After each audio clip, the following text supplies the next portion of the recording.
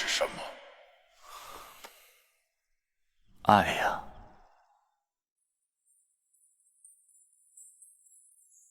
我爱你，亲爱的姑娘，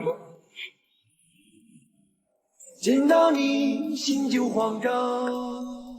孟川斩妖半生，做梦也想不到自己有朝一日会被一头妖族问住，而对方的问题既不是功法对决，也不是战局算计，而是一句轻飘飘的什么是爱。这场发生在囚牢里的特殊对话，不仅打破了妖族只有杀伐的刻板印象，更推着孟川彻底跳出了对雷霆力量的固有认知，摸到了本源境界的门槛。被相柳一击重创昏迷后，孟川再次苏醒时，已经身处一座特殊囚牢之中。他催动大日镜全力轰击牢门，可那扇看似普通的门扉纹丝不动，连一道裂痕都没有出现。就在这时，牢笼深处传来一道沙哑的声音：以你这羸弱的雷霆，不可能轰开陛下亲自设下的阎王封戒。阎王封戒。展开元一之瞳探查后，他才明白这座牢笼裹挟着法则之力，结界大半力量都用来压制魁的修为。此刻的魁恐怕连3重天的实力都发挥不出来，可即便修为被封，魁依旧能轻描淡写收走孟川的雷霆之力，差距之大一目了然。孟川向来务实，没有硬撑着斗气，直接上前追问对方是如何做到的。可魁懒得解释：你不会懂的，你连真正的雷霆都没见过。那真正的雷霆是什么样？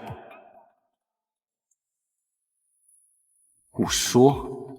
孟川见状，直接祭出雷霆灭石刀强攻，结果魁只是不紧不慢敲了几下手鼓，便将他震飞出去。浅薄的运用。这是孟川第2次被人戳破不懂雷霆的真相，也印证了修行路上最残酷的法则：境界的壁垒从来不是力量多少，而是认知的高低。困在自己的认知里，再努力也摸不到更高的门槛。魁当场演示了雷霆的万般变化，在他的操控下，雷霆可以如水般顺势流淌，可以化作金属般锋锐无匹，也能转成熔岩烈火狂暴爆裂。金木水火土5行形态皆可由雷霆演化而生。看着眼前千变万化的雷电，孟川心里却很清楚，这些精妙的操控依旧只是技巧，还不是魁口中所说的真正的雷霆。真正的本源远比5行变化更深邃。低阶修行者用力量，中阶玩技巧，高阶悟本源。孟川此前的雷霆停留在用的层面，只懂它的毁灭属性，而魁已经摸到了化的境界。就在孟川陷入思索时，魁突然抛出了一个所有人都意想不到的交易：只要孟川回答他什么是爱，他就带孟川去见识真正的雷霆。随后他讲出了自己的故事，他追随相柳征战千年，杀伐果断，从未有过半分犹豫，直到率军攻入大越皇宫，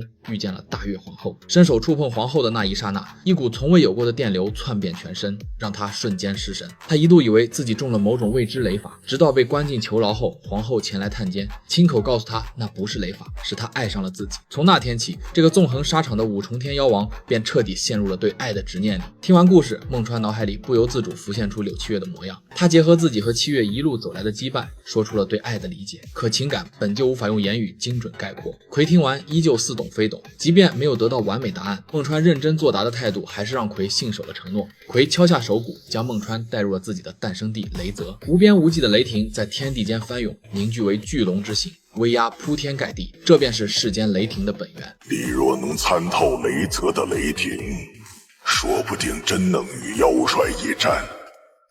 对孟川而言，这不仅是一次见识，更是一场决定生死的悟道。唯有触摸到雷霆本源，补上自己的修行短板，他才有机会从相柳手中脱身，才有能力斩断时空裂缝，护下那些被遗弃的百姓。